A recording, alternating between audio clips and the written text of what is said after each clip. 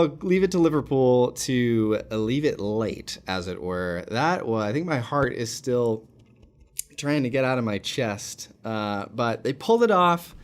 The lads from Liverpool have done it, and they are headed to the final at Wembley. I think it's at Wembley. And I cannot wait to see this team in a final. I'm going to make another video about that later because I think Klopp has actually brought in players that will actually perform in a final because that's kind of been his Achilles heel. He's won some, and he's won the biggest of them all in the Champions League. But I think he's brought in some absolute mentality monsters to this team so that when they do get to those finals like they are now, they are going to secure. But today we're talking about Liverpool finally putting away Fulham and heading to the Carabao Cup final.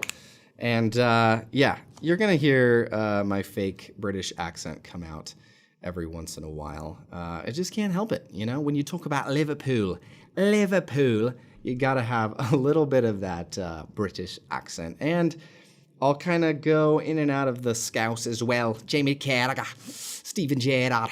So, yeah, that's going to be fun. We are a new channel, and it would be super awesome if all of you watching this right now subscribe to the channel.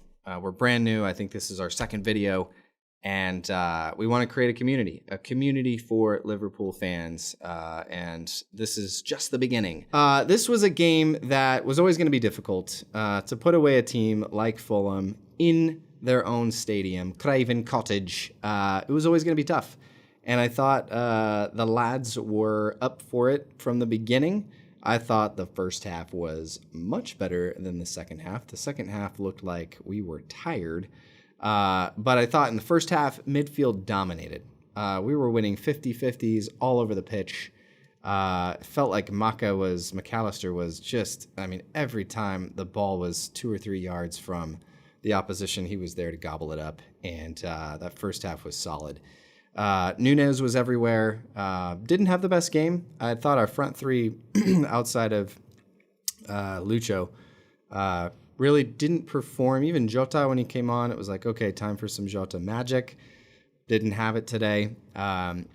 But the front three, I thought in the first half were interchanging. They were like weaving in and out. It was like, oh wait, I thought Nunez was on the left side, but now he's on the right side. And Lucho was on the left, but now he's on the right, and vice versa.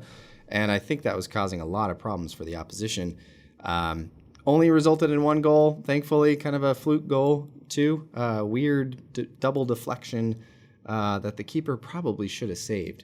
And honestly, Kelleher, I think it was in the first half when he went up for that ball in the air, didn't get it. They got it back off the bar, off the post.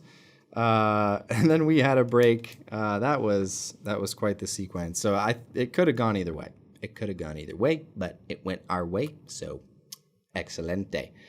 How refreshing was no VAR in this match? The ball goes in the net. You look at the center referee. He's signaling goal, and you can actually celebrate.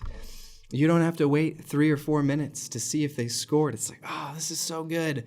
And I think they're going to bring it back for the final, unfortunately, which is just sad.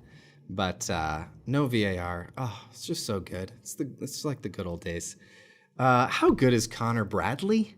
Man, that kid can play. I know he had maybe 1 or 2 mistakes, especially in the second half, but he is quick. He is fast. He can get the ball and is really a really good passer. He had a ball into Darwin. I think it was in the first half that was maybe a foot off. If it had been a foot closer to the goal, I think Darwin would have been on top of it. But really good play. Him and Kwanzaa, I mean, half of our back line was 18, 19, 20 years old, which is just incredible that we have a wealth of riches coming through the academy. Craven Cottage got real quiet real quick, didn't it? I was watching the game and I could hear like individual people in the stadium. It was kind of funny. There was one point where Joe Gomez had the ball at the top of the 18, and I could hear probably one Liverpool fan close to the mics, I guess, who said, "Shoot, shoot!" It was funny. It was like, this is different than what I'm used to. Certainly not gonna hear that at Anfield. But Craven Cottage was real quiet, even after the second goal. Couple, maybe 7 minutes after their goal, Fulham's goal, it got quiet again. So credit the defense for that. Verge, Kwanzaa, and then Kanase in the second half. Solid at the back. We've got some good youngsters coming through. Connor, Kwanzaa. I am blanking on the other one. Who is that? Ben something? Oh my goodness, I don't remember. Oh, how sad. Another. Let me look here real quick. Let me look. Oh, come on. Bobby Clark. Bobby Clark didn't have a lot of time to get bedded in. But Kelleher, a little nervous. Couple of moments. I don't think the goal was his fault, but a couple nervy moments there for Queeman Kelleher. And the second half was just bland. But you know what? We're in the final. We're going to Wembley. The Carabao Cup is within reach. And that's a record 14 times, by the way. 14 times Liverpool has been to the Carabao Cup final, or the League Cup, I guess they call it.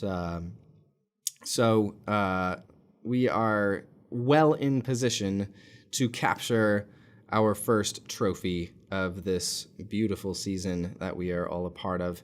That's going to be a very interesting game. Chelsea, didn't we have two of those like 2 years ago when we were in for the quad, and I think we went to penalties on both of them? So that'll be nervy. Finals are always nervy. But I think we've got the squad to do it. And I'm looking forward to it. That's going to be a lot of fun. So well done to the lads. On to the next. And we are in the Carabao Cup final. Let's go.